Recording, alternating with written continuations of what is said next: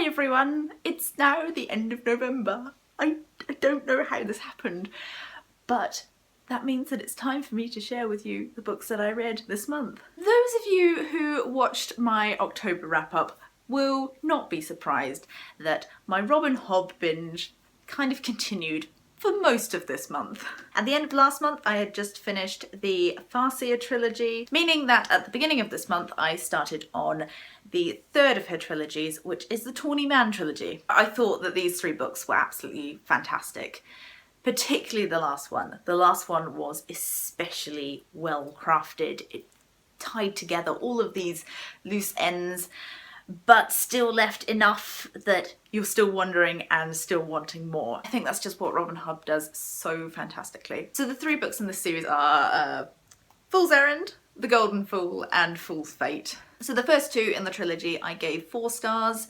I think I enjoyed the first one slightly more than the second, but then the third one, like I said, just fantastic. I would not recommend starting here with Robin Hobb though. I would recommend starting with the first trilogy, and the first one of that is Assassin's Apprentice. In those 3 fantastic books, I moved on to Robin Hobb's next, not trilogy, but a quartet, and this is the Rainwild Chronicles. So these are Dragon Keeper, Dragon Haven, Blood of Dragons, and City of Dragons. No, those two are the other way around. City of Dragons is the penultimate one. So I was really keen to start on these, and I thought that it would be more a sort of continuation from the Live Ship books, and in some ways it was, but I didn't enjoy these ones nearly as much. The first couple of books felt rather a lot like a soap opera with dragons.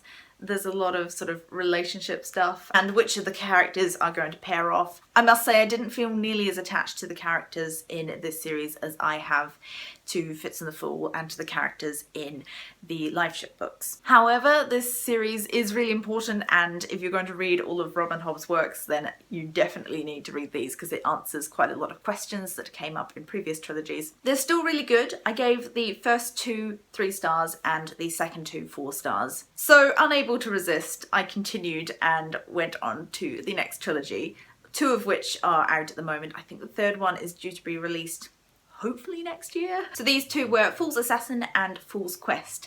Now, oh, these are just, they're so good, and just so many twists and turns in these ones. Again, you really do have to have read the previous trilogies with Fitz and the Fool to understand these, but I just found myself continually marvelling at the way that she surprised me so many times. And I felt like with these books, there were so many more opportunities for guesswork and trying to figure out what's happening before the characters do. I managed to guess a few things right, but not that much because Robin Hobb is just so good. I was also doing this as a sort of read-along buddy read with some other people, so it was really great to be able to hypothesize with them and discuss different aspects and where we thought the plot was going to go. So I'm now completely caught up with the Realm of the Elderlings books. There are no more Robin Hobb books within this world for me to read yet. I should probably mention that Robin Hobb books are pretty large. I mean, this is fairly typical, I think, of her books, and the reason that I got through them so quickly is because of audiobooks.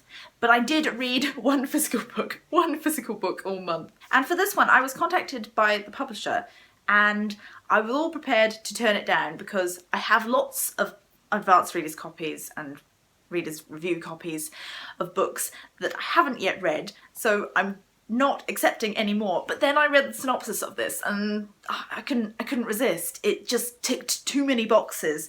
And this is Paulina and Fran by Rachel B. Glasser. And it just really does tick so many boxes. I read this in one sitting, which I don't often do.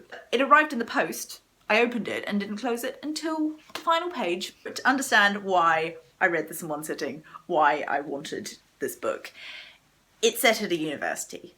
Specifically, it's set at an art school. University novels and stuff with art, 2 things that I love. It also has LGBT themes.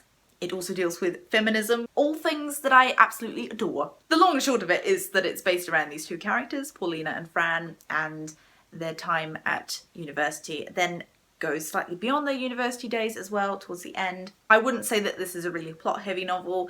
It is much more to do with their relationships. I would say that if you like things like Catelyn Moran or the TV show Girls, then this is along similar lines. It has a very sort of grungy feel to it as well. So I gave this book 4 stars, and I would recommend picking it up when it comes out, especially if those are the sorts of things that also interest you. So thank you, Granta, for sending me this advanced copy. Finally, what I've been reading for the past week is what has been filling the hole in my heart that Robin Hobb has left.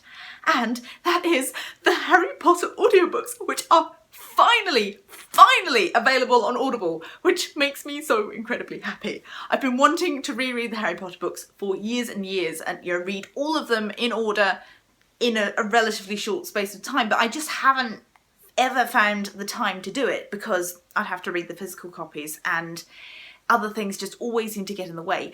But now they're out on Audible, and I know they've been out on audiobook for ages, but they haven't been available on Audible, and I like to be able to speed up the narration. It's making my life so happy at the moment. I've currently just finished book 5 and will continue until I finish them, and then I might go back and just listen to them again because they're so good, they're so good. And it has been far too long since I read these books. So there we are. There's the books that I read in November. I didn't even count how many there were quite a few. Most of them Robin Hobb, quite a lot of them J.K. Rowling, and one other book. As always, thank you very much for watching, and I will hopefully see you next time. Bye.